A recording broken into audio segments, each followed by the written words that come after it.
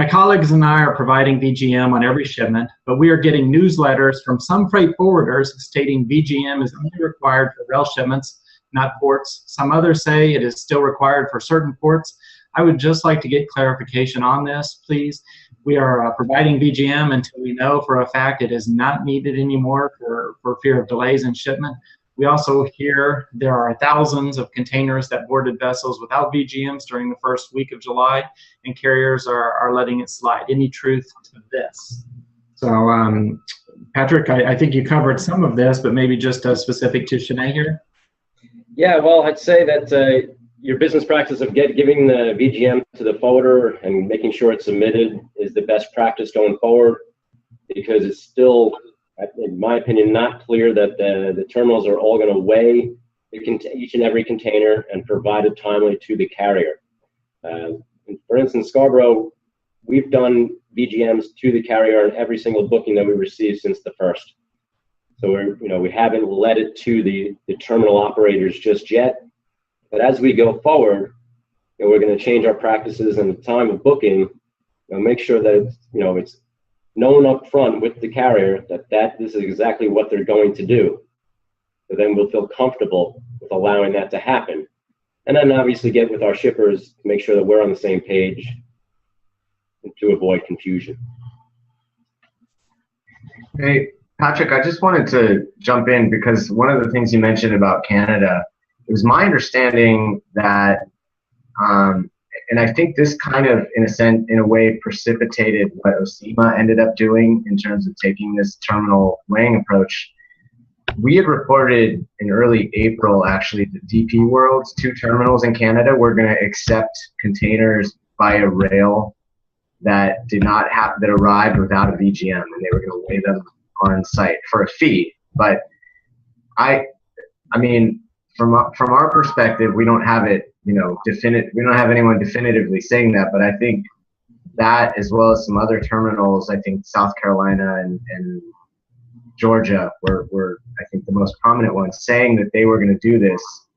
It became a situation where the other terminals kind of had to take that approach or risk potentially losing some cargo from shippers that didn't want to deal with the headache of not being able to provide the VGM and going to a port or terminal that wasn't going to accept it without the VGM.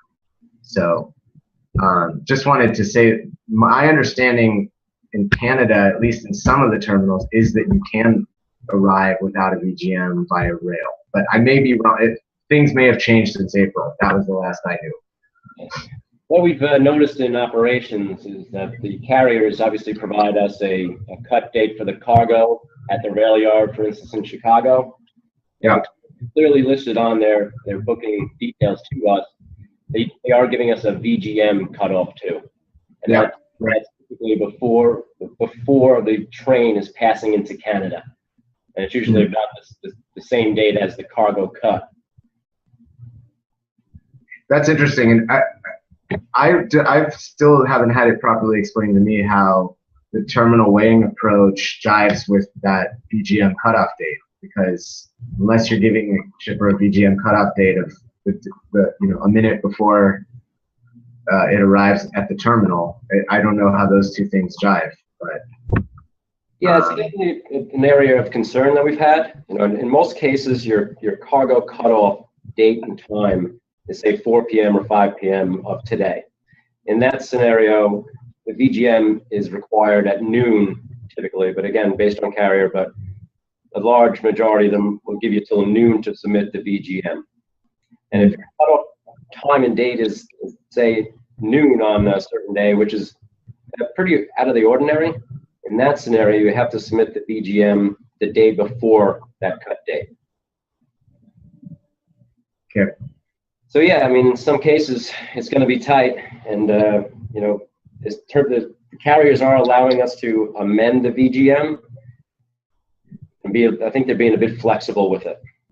Shanae, I hope that answered your question, but it's certainly at the ports where you would need this, and I think your process that you've already got in place to continue to submit the VGM and protect your right to get on board the ship is probably the best process for you to undertake right now, in my opinion.